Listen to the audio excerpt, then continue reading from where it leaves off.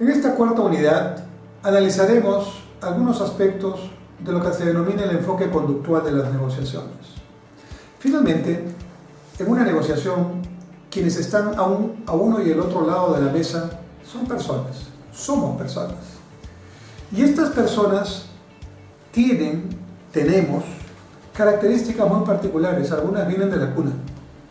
Y estas características pueden influenciar, cuando no las conocemos o no las controlamos, de una manera negativa o positiva en el resultado de una negociación.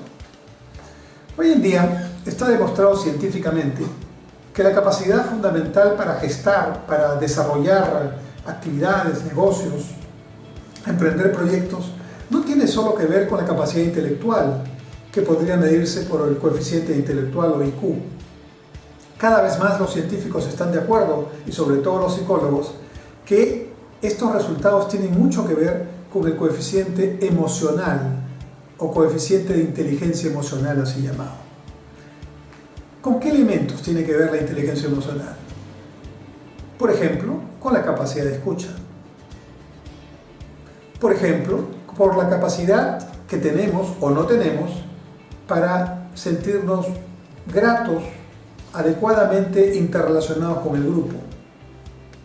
Por ejemplo, con la capacidad de acción y de reacción en una situación de estrés. Por ejemplo, con la capacidad de ponernos en el lugar del otro, lo que llamamos comúnmente empatía.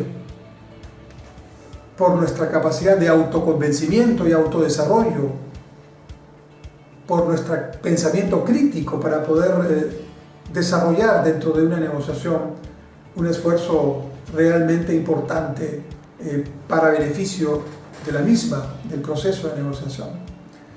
Pero asimismo, dentro de este enfoque conductual, muchos autores analizan lo que se denominan las trampas de pensamiento. Patrones de pensamiento habituales que tenemos desde niños y que de repente no sabemos, pero nos están dando algún pequeño, digamos, alguna pequeña trampita, una pequeña dificultad para lograr la negociación. Esto ya no tiene que ver con las escuelas de negociación, ni con mi voluntad para negociar, sino tiene que ver con mi forma de ser. Si yo soy una persona que difícilmente escucha porque trato de hablar y no dejo hablar a las otras personas, ¿cómo voy a actuar en una prevención de conflicto o en una negociación buscando intermediar entre las partes? Cuando lo que tengo que hacer fundamentalmente es que las partes se sientan libres para hablar con confianza. Y yo de repente, sin querer o por querer ayudar, termino complicando las cosas y cortando a todos en su deseo de hablar. Por ejemplo, una trampa de pensamiento muy común que tenemos muchos es aquella que tiene que ver con lo que se llama el efecto estereotipo. Es decir, tenemos un estereotipo de cómo debe ser cierta persona. Por ejemplo, un estereotipo muy común en el Perú: persona con terno, doctor; mujer bien vestida, con traje, doctora. Y no es que tengamos el grado de doctor o de doctora, es la vestimenta la que hace que te digan de esa manera o te nombren de esa manera. Es más, te van a decir doctorcito, doctorcita, ¿no? Y en realidad, muy pocas de las personas que son mencionadas como doctores tienen el grado de doctor, ¿no? Para eso se necesita, como ustedes saben, haber seguido no solamente una maestría con grado académico de por medio, sino un doctorado con grado académico de por medio y tesis. Muchos de los médicos a quienes comúnmente llamamos doctores incluso no son doctores. Han seguido medicina, tienen el título, la segunda especialidad, tal vez una maestría. Pero es un efecto estereotipo. A veces, en una negociación podemos tener este efecto estereotipo cuando vemos, por ejemplo, que la otra parte se siente y no la conocemos, y empezamos a observarlos y tenemos algunos prejuicios de la otra parte por la manera como mira, por la manera como está vestida, o tal vez por la manera como se expresa. Nos podemos llevar muchísimas sorpresas, y si no tenemos cuidado, sorpresas desagradables, ¿no? Ya es conocido el caso de muchos vendedores, por ejemplo, que están en una feria o están en una exhibición y de pronto aparece una persona que el perfil que tú le pones a esa persona no es la de un comprador de un auto o de un camión, Y sin embargo, esa persona dice, explíqueme qué características tiene ese camión y cuánto vale. Bueno, vale tanto, vale $100.000. Y la persona dice, muy bien, acá los tiene. Y los tiene en el bolsillo. Eso ocurre en el Perú. Y ocurre no porque hayan dineros negros o mal habidos, que también los hay, pero en una proporción pequeña. El ratio de bancarización en el Perú, escúchame bien, el índice de bancarización, o sea, el porcentaje de transacciones bancarias sobre PBI, es apenas 28% en el Perú. ¿Eso qué quiere decir? Que 28 de cada $100 que se negocian en el Perú pasan por los bancos, a través de una tarjeta de crédito, una tarjeta de débito, de un cheque, de un depósito, lo que sea. $72 de cada 100 no pasan por el banco, que 20 sean negros o mal habidos.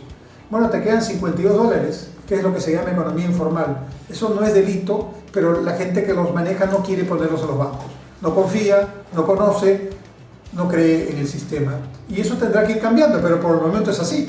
Entonces, en una economía con estas características, imagínate si tienes un efecto estereotipo a la hora de negociar.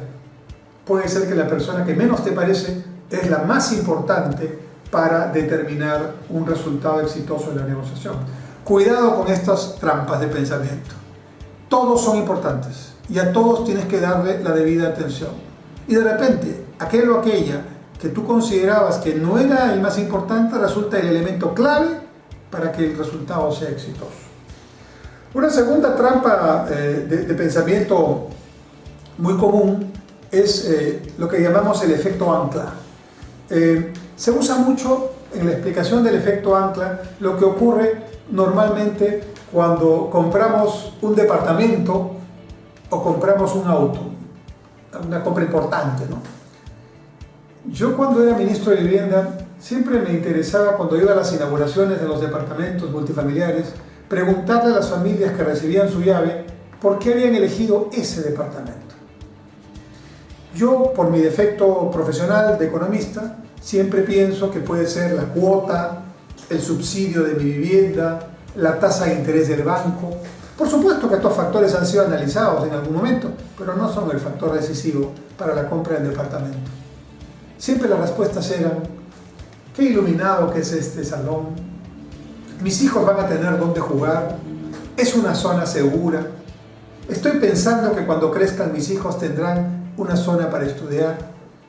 Es decir, los elementos que normalmente definen la compra no son los que uno considera normalmente, que sería la trampa de pensamiento del ancla. Por ejemplo, supónganse, esto es una situación verídica, pero supónganse que están viendo a un vendedor de autos y lleva una pareja a observar varios autos, varios modelos en una tienda. El vendedor, que es un vendedor experimentado, empieza a contestar las preguntas. El esposo empieza a hacer preguntas técnicas. Y qué tipo de frenos tiene, cuáles son las llantas, qué tipo de aros, cuáles son las características cuando se imprime la velocidad, cuántas velocidades tiene. Y la señora no pregunta nada de estos temas técnicos.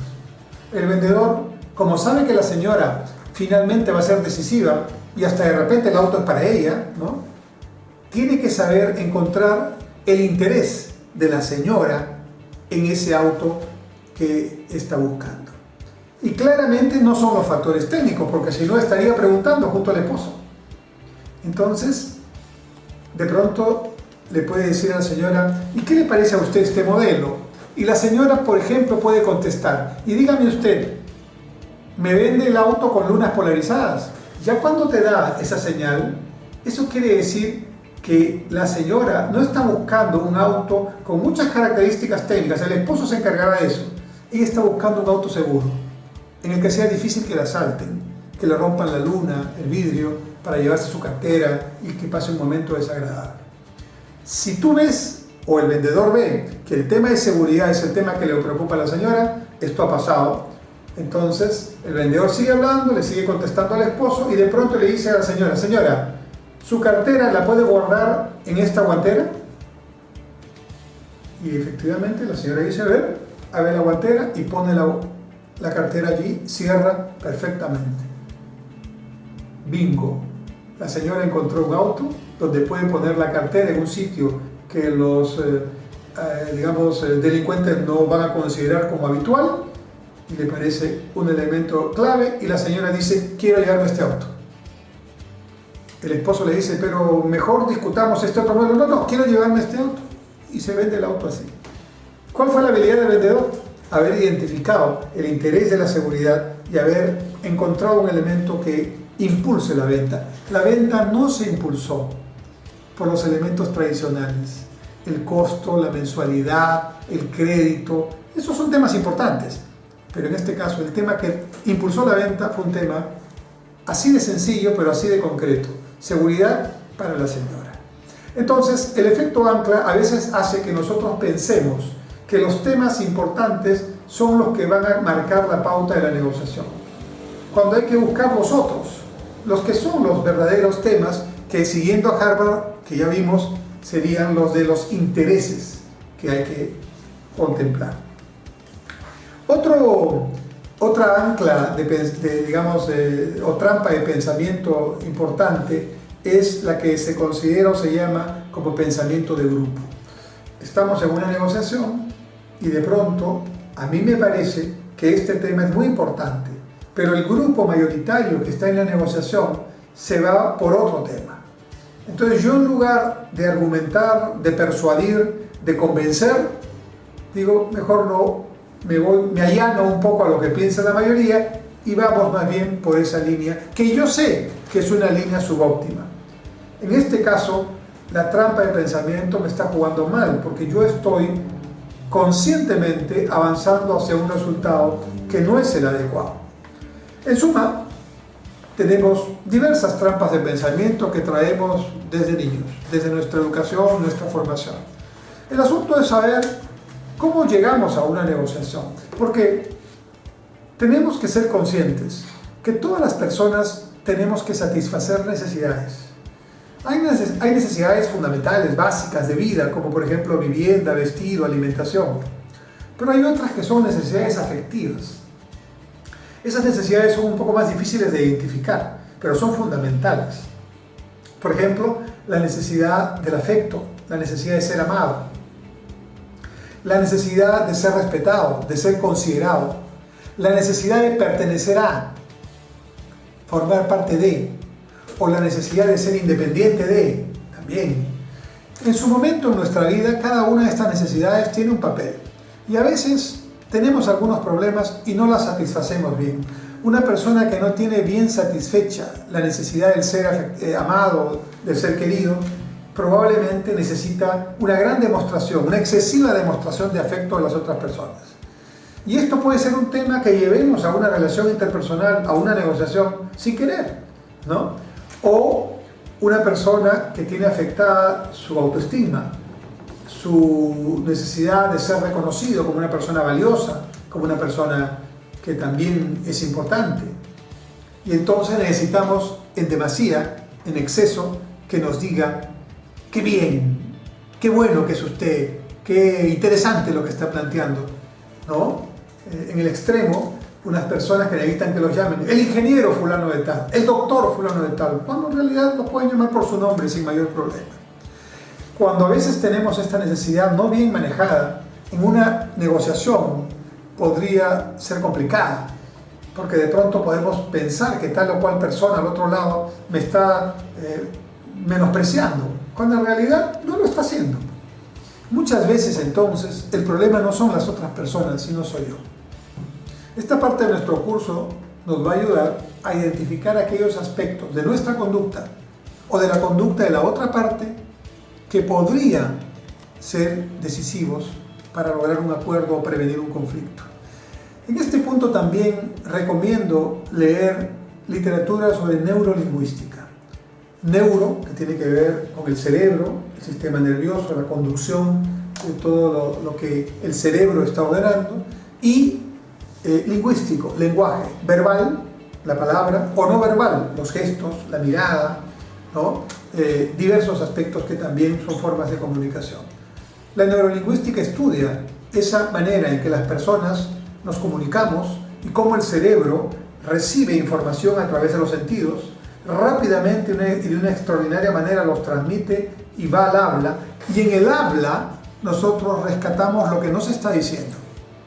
O sea, aprendemos a leer lo que la otra persona nos dice, pero principalmente lo que no nos está diciendo, pero sí lo estamos captando. Tengan en cuenta estos temas. Un buen negociador, una buena persona que está orientada a prevenir conflictos, tiene que tener esa habilidad desarrollada para captar los detalles, el no verbal, los gestos, y de esa manera tener información importante para crear el ambiente para solucionar un conflicto.